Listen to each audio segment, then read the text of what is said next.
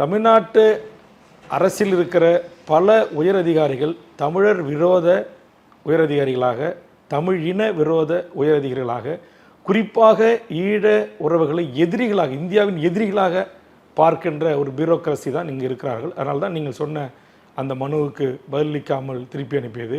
கடந்த காலத்தில் அம்மையார் இந்திரா காந்தி அவர்கள்கிட்ட இருந்த ஒரு தெளிவான சிந்தனை, ஒரு நேர்கொண்ட பார்வை, புவி சார்ந்த பாதுகாப்பு ரீதியாக சிந்தித்த அந்த சிந்தனை எல்லாம் அதற்கு பிறகு வந்த இந்தியாவின் அரசியல் தலைமைகளுக்கும் இல்லை, இந்த நாட்டுடைய தலைமை அமைச்சர்களுக்கும் இல்லை. ஜார்ஜ் பெர்னாண்டஸோட முடிஞ்சு போச்சு.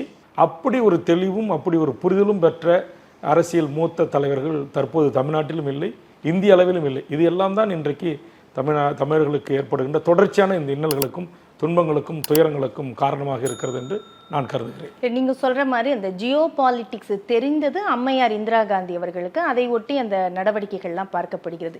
இங்க நீங்க குற்றம் சாட்டுவது அதிகாரிகள் மட்டத்தோட நிறுத்தப்படுகிறதா, இன்னொன்று மத்திய அரசோட நிறுத்தப்படுகிறதா? இங்க திமுக அரசு சார்பில் 2021 தேர்தல் சமயத்திலேயே ஈழத்தமிழர் விவகாரத்தில் நிறைய உறுதிமொழிகள்லாம் கொடுக்கப்பட்டது.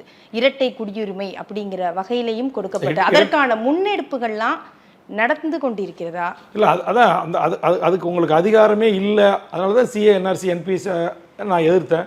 40 வழக்குகளை சந்தித்தேன். அதில் கிளியராக அவங்க கொடுத்துட்டாங்க, சட்டம் கொண்டு வந்துட்டாங்களே இன்றைக்கி ஒன்றிய அரசு.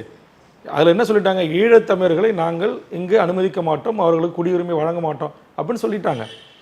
அப்புறம் தமிழ்நாடு அரசு முதலமைச்சர் எடப்பாடியாக இருந்தால் என்ன, வேல்முருகனாக இருந்தால் என்ன, நாளைக்கு இன்னும் என்னை விட தீவிர தமிழ் தேசியம் பேசியவராக இருந்தால் கூட அதை சாதிக்க முடியாது.